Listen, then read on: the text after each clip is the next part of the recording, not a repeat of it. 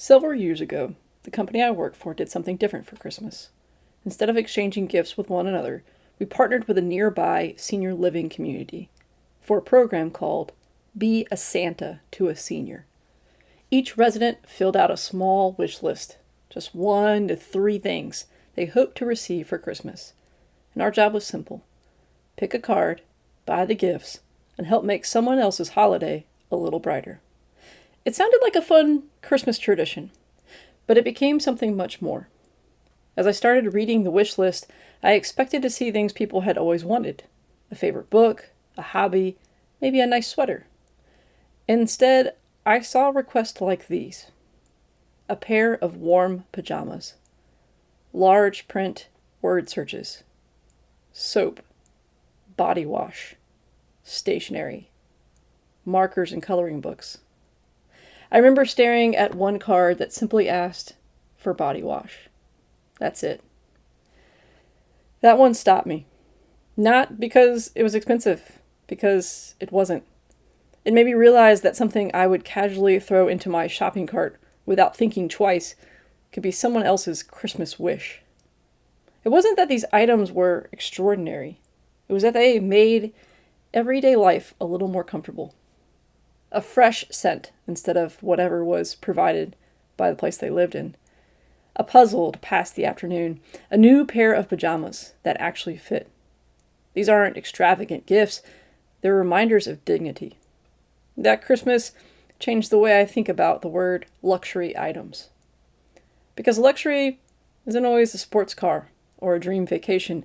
Sometimes luxury is having enough that you don't have to ask for soap for Christmas. And that's a perspective that's easy to lose. We live in a world where almost anything can be delivered to our front door by tomorrow. If we want something, we click a button. Need groceries? They'll arrive this afternoon. A new phone charger? It's here before dinner. Convenience has become so normal that we rarely stop to appreciate it. But it wasn't always that way. I remember seasons of life where every purchase mattered. You planned which bills got paid first. You stretched a tank of gas a little further than maybe comfortable. You waited until the next paycheck before buying something you needed. Many of us have lived through those seasons, and many of us will probably live through those seasons again. But then, in life, it improves. Our income grows.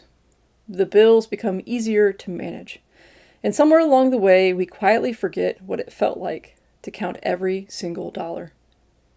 That's why that Christmas has stayed with me. Those wish lists reminded me that every gift is exactly that: a gift. The roof over my head, the food in my refrigerator, the ability to buy a birthday present for a friend, the opportunity to replace something when it breaks. None of those are guarantees. They're privileges. And perhaps the greatest privilege of all is having enough to give to someone else. Not because someone earned it, not because they can pay us back, simply because we have the opportunity to make someone else's day a little brighter. Whether it's buying Christmas presents for a senior you've never met, paying for someone's coffee, helping a neighbor, or simply noticing someone who feels forgotten. Giving reminds us of something we all need to hear from time to time.